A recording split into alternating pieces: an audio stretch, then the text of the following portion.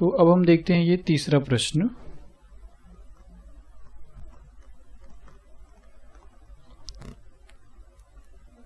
y minus 2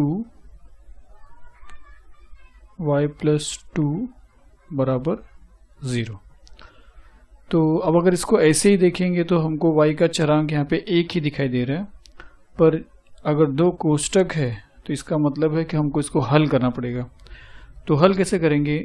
हल करने के लिए हमको क्या करना पड़ेगा, इन दो कोष्टक में से ये कोष्टक के जो दो पद हैं y और 2, तो हमको y को इसके y से गुना करना पड़ेगा, फिर ये y को इस प्लस 2 से गुना करना पड़ेगा, फिर ये माइनस 2 को हम लोग को ये 2 से y से गुना करना पड़ेगा, और फिर ये माइनस 2 को हम लोग को ये 2 से गुना करना पड़ेगा।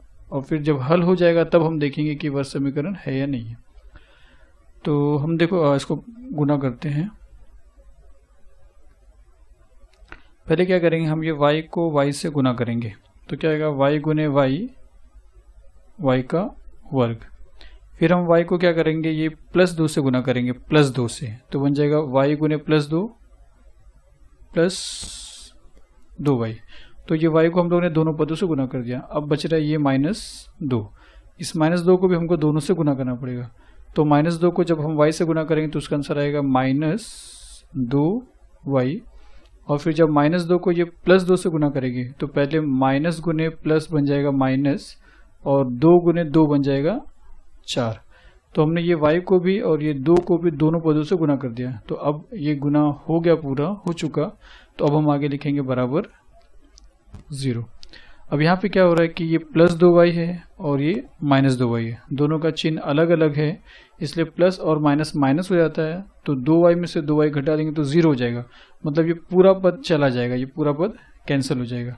जब ये पूरा पद कैंसिल हो जाएगा तो यहाँ पे बचेगा y का वर्ग। हम यहाँ पे इसलिए लिख सकते हैं, इसलिए क्या बचेगा यहाँ पे y का वर्ग और फिर माइनस 4 और बराबर 0। तो ये है इसका हल। तो हल करने के बाद अगर हम देखेंगे तो यहाँ पे y का चरांक 0 है और यहाँ पे y का चरांक यहाँ पे y का घात 0 है और यहाँ पे चर y का घात 2 है। तो अधिकतम घात इस समीकरण में 2 है, और अगर अधिकतम घात 2 है तो इसका मतलब हो गया कि ये समीकरण भी वर्ग समीकरण है। तो हम लिखते हैं कि दिए गए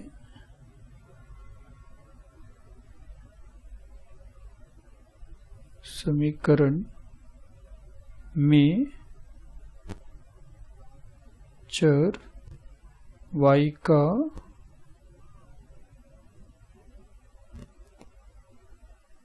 अधिकतम घात 2 है, इसलिए दिया गया समीकरण वर्ग समीकरण है। वर्ग समीकरण है।